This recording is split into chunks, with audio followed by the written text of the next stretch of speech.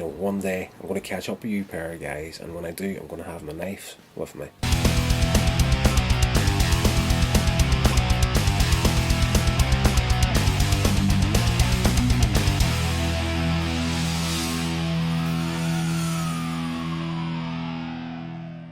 Laurel and Hardy, this time this is Pack Up Your Troubles from 1932. It's a feature-length film.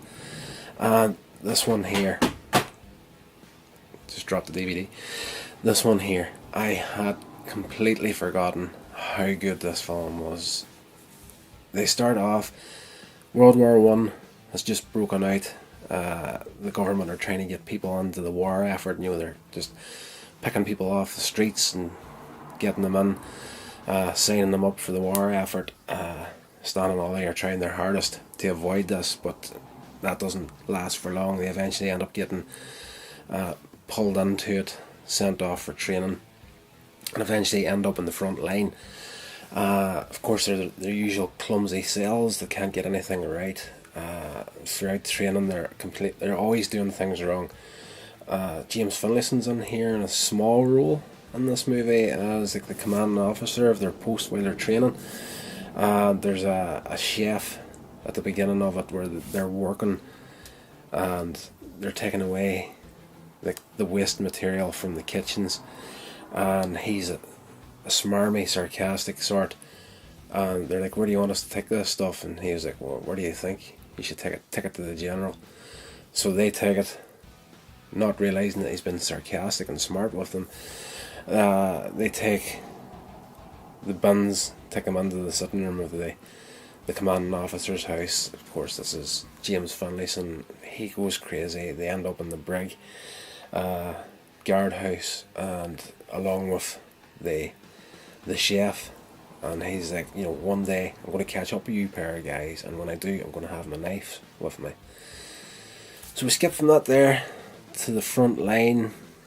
There's a friend of theirs, Eddie, I should say. We realise he has a small daughter, only a couple of years old, and an old woman brings her to visit him during training, who I take it to be someone that he's paying. Doesn't seem to be, from what I've seen in the movie, it didn't really seem to be a relative, because we find out that his wife has left him and the daughter, ran off with some man, and this old woman isn't related to his family, because he does say that it would be easy if I could take the child to the folks, but they had huge problems whenever I settled down and got married, so that's out. So we bounce from that to the front lines, World War One. He's down in the dumps, best friends with Stan and Ollie. Stan and Ollie are trying to find out a way of trying to help him out of a situation, and try and get the parents to take the child for him. And they come up with a big story about wanting to send the child a Christmas present. So they get the address for where the child lives at. Then the next order of business is to get the address of his father's and mother's house. So that when they bring that up, he's like, do you want to send them a present too? And they're like, yeah, definitely. And he's like, I'm way ahead of you, and that's not going to happen. So his pride is getting in the way of this. But unfortunately for him, he gets captured during the war and ends up getting killed during the war. Stan and Ollie end up becoming war heroes because of when Eddie is taken from the trenches by the Nazis, the commanding officer, who detests Stan and Ollie, throws them out onto the front lines, says, "Get over there, don't come back without a prisoner." Of course, they're bumbling, falling about. They try to hide in a tank, and it ends up Stanley accidentally starts the tank, and it drives itself through the Nazi camp, and there's barbed wire getting dragged behind it, and the Nazis all get caught up in that there. So by complete accident, they actually end up capturing this whole platoon and end up in the war heroes, leaving whenever armistice happens. So When they get back home to America, they decide to take it into their own hands to find the child and try and get her to her family. Eddie's grandparents. So the biggest bulk of this film is them trying to track down Eddie's parents and get the child to them. There's a whole mess up of mistaken identities. They're just going through the phone book to try and find Mr. Smith. They think they have found him. They introduce the child at the door of this mansion as Eddie's daughter, not knowing there's a wedding ceremony happening in the house, and the guy getting married is an Eddie, but he's not Eddie Smith. And the child is brought in, presented. This is this guy's child. The father-in-law goes crazy and kicks everybody out of the house, and then he thanks Stan and Ollie for saving his daughter from getting into a marriage with this guy. And Ollie's like, "You're very welcome, Mr. Smith." And the guy's like, "My name is not Smith." And then we discover, the mistake that's happened. So just things go from bad to worse for Stan and Ollie leading up to the conclusion of this film, when child services get involved because they don't have any legal right to have the child. And when they find this out, they decide that they're going to have to skip not just the city but the state and take up their search later on whenever the dust dies down. So they go to the bank to try and get a loan to get out of the situation, get themselves out of the town, out of the state. And they're running a little hot food van, and they present themselves to the manager as big businessmen, and the guy's like, "Do you have many locations around town, Oliver?" He's like, "Everywhere, here, there, everywhere. Our business is everywhere in the city." So the bank manager's thinking, this is brick and mortar buildings they're talking about here, but Oliver's like, telling the complete and honest truth, by the way. When the guy looks out, sees the little van sitting outside, he says, "Is this part of your business?" And Stanley's like, "Well, a part of it, that's all of it."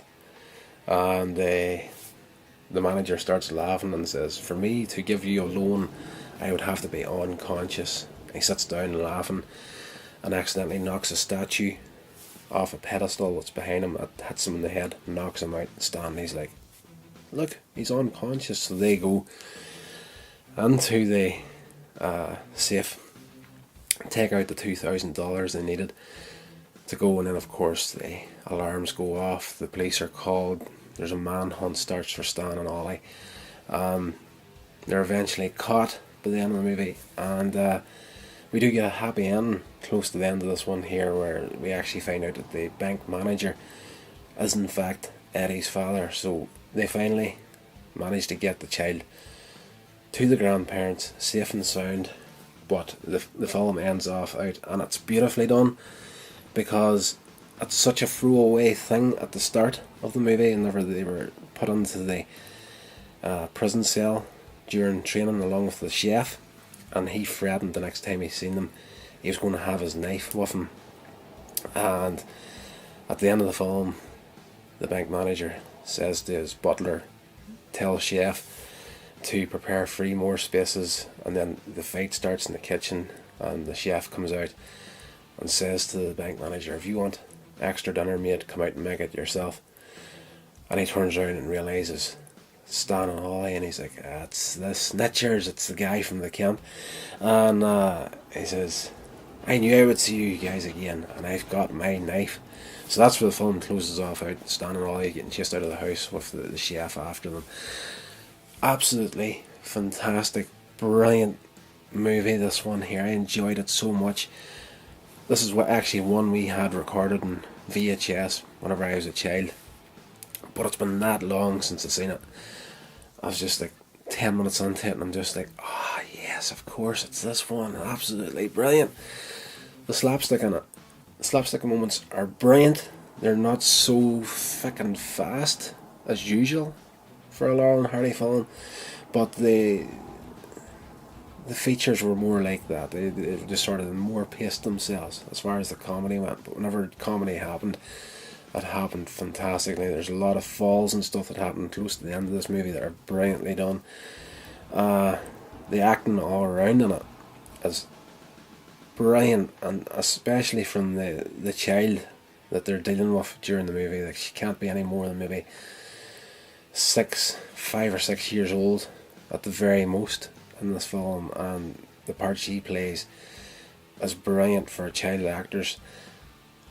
Great little movie. I couldn't recommend this one higher. Actually, when I'm thinking about it now, I did say a few videos back in this series that people asked me my favourite Laurel and Hardy movie, and I said it was a toss up between Sons of the Desert, Bratz, or The Music Box. This is easily up along with all of them there. It's very, very difficult to find one film that you're going to love over all the rest of them. These guys are absolute legends, and if you have never seen their movies, you need to go and do it ASAP.